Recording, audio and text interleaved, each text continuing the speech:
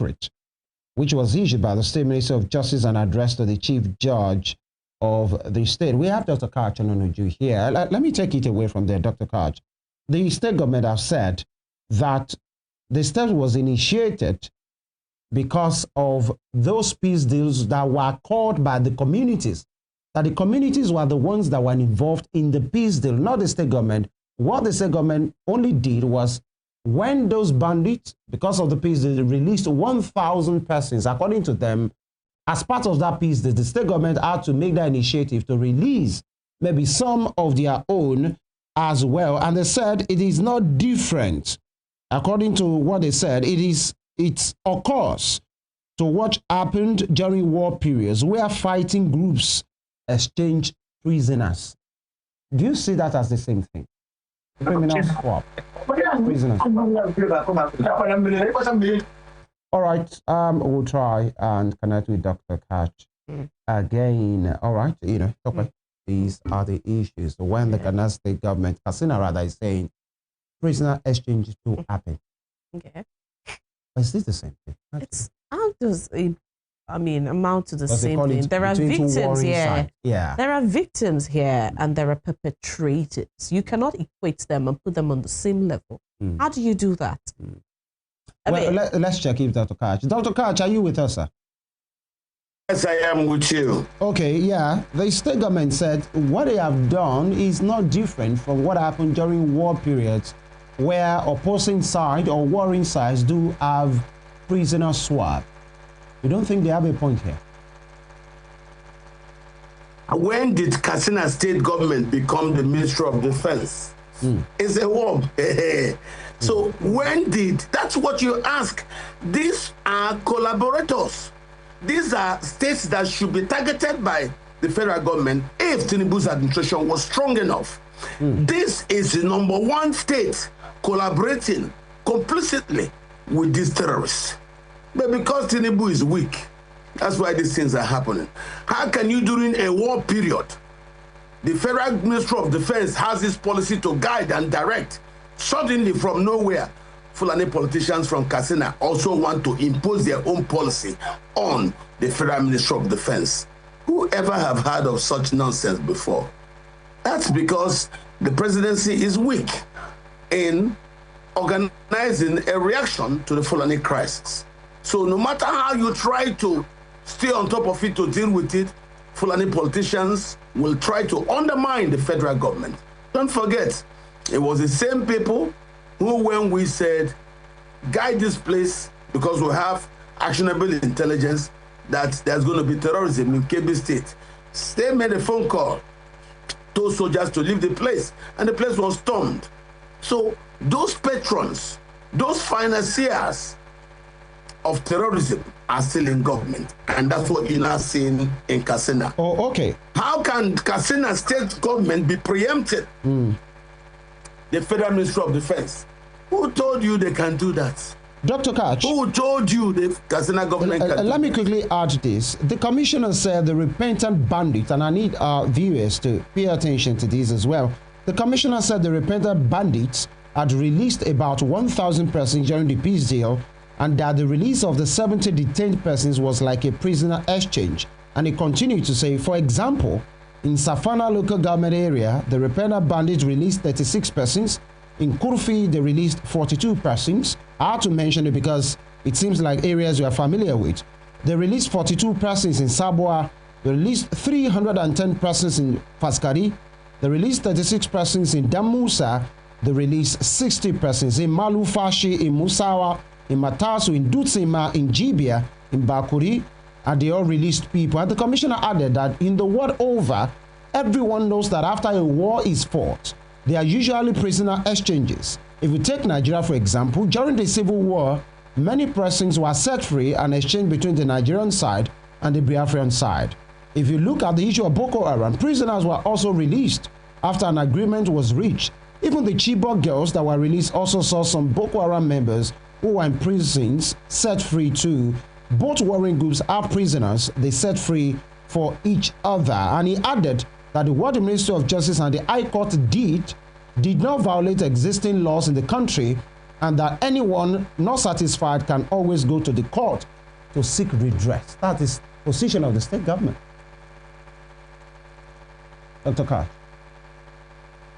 This is the position of terrorism financiers, terrorism patrons, terrorism sponsors. That's what it is. And that exists because the Nigerian government does not have a grip on this crisis. If it says it did this, what was the contribution of the Ministry of Defense in that? It's like having, what's his name? Matawali decide the fate of terrorists. He will tell you that they are not guilty, that they are only doing it in reaction to the actions of the security services who invade their camp, and also the actions of Yan Sakai who invade their camp. There are Fulani politicians with sympathy for these terrorists. What they have done in Katsina, preempting the federal government, just shows you what they are doing. So you're not during a war period. Is there any state in Nigeria with a Ministry of Defense? No.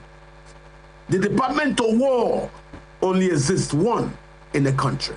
The Ministry of Defense only exists at the center. How can Ministry of Defense be handling a war?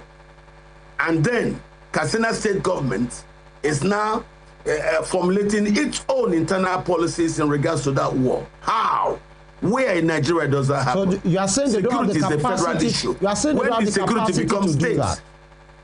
Are you saying they don't have the capacity and the constitutional right to do that? No, they don't have it. Defense is on the exclusive list. It is a federal issue. It is a federal issue. It is a federal issue. All right, Dr. Kach, let's talk about another part of that particular report there too, where it was saying, all right, it was saying I get it now. Okay, responding to criticism, Mr. Muazu said the peace deal had already yielded tangible results, particularly the release of abducted persons across several communities, and names them. All right. Oh, that's not where I'm going. All right. It's right here. It says in the documents, the ministry requested the intervention of Administration of Criminal Justice Monitoring Committee to facilitate the release of the detained suspects. It also said, signed by the Director of Public Prosecutions, Abdul Rahman Umar, the letter stated that a list of 48 suspects accused of various banditry-related offenses had been forwarded to the Ministry of Justice by the Ministry of Internal Security and Home Affairs. The proposed release, the ministry said, was intended to serve as one of the conditions precedent for the continuance of the peace accord deal signed between the frontline local governments and the bandits. Talking about the ministries here, several times during past security deals like this, getting back kidnapped victims, we have heard the government saying there was no negotiation, there was no payments, done. Let's talk about this now that we are seeing that even the Ministry of Justice, Ministry of Internal Security and Home Affairs, they are in the know about this. And the fact that it even said here as being one of the conditions precedent for the continuance of the peace. Let's talk about that. How over time it has been a secret thing, and it was even said here that this was tagged secret when it became, it was leaked. So let's talk about the secrecy with negotiations with terrorists and making it one of the conditions of release. In those conditions, this is just one. We do not know what other conditions are in all of those. Where could Nigeria be? I mean, what is happening, behind us? What is happening in the back? Behind closed doors that Nigerians do not know about? Talking about negotiations with terrorists. There is a lot going on between Fulani leaders and Fulani terrorists that the Nigerian government doesn't know. It took a lot of time of denial before Nigerian government suddenly woke up to its duties. So I will state it right now. President Tinubu himself, of course, you saw his incompetence in managing this crisis is the reason we have had to have foreigners come in. The same Fulani politicians are the ones who say, don't go to Sambisa, don't go there. Now the army has gone there and have taken control because we have reversed that policy of do not engage. And that's the same thing I'm telling you. These politicians in Katsina are not to be trusted. They are terrorism sponsors. They are the ones that was giving out a lot of Nigeria's money to these terrorists to keep them, paying them money. So I don't really think this is an issue of asking questions. No, we have to learn what we do not know.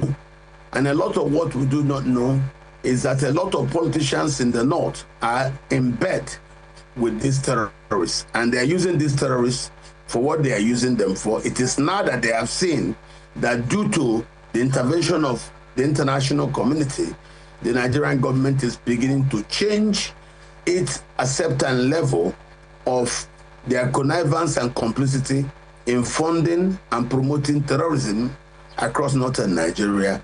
That's why you're seeing them now bring this their abracadabra strategies of they could say with terrorists, we let them go. Where did you hear that? I thought when they arrested in Kano, they say for terrorism. Was it not a federal case?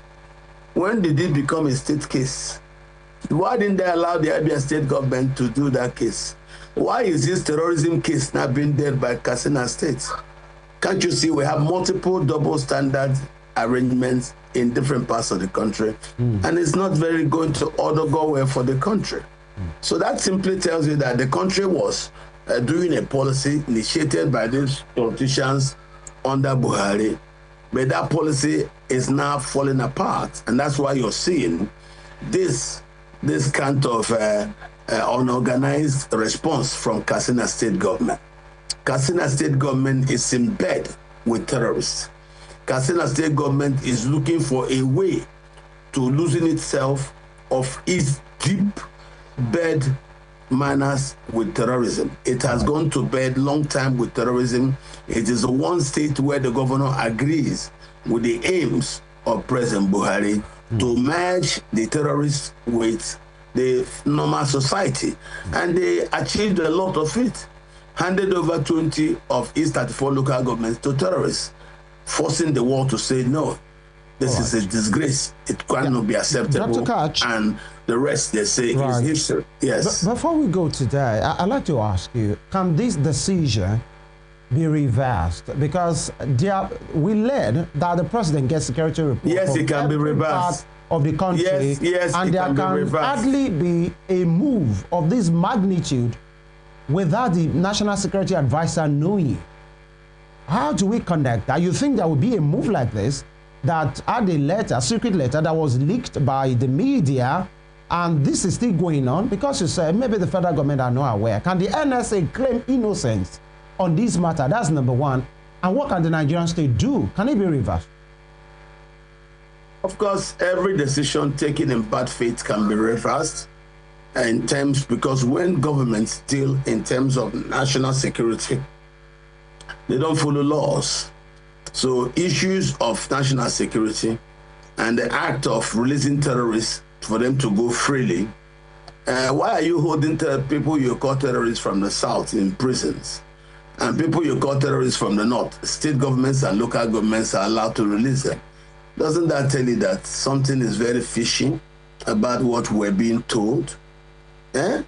Terrorism in the south, when the people, that southerners are called terrorists, is it an issue dealt with by the state governments? This is a simple question.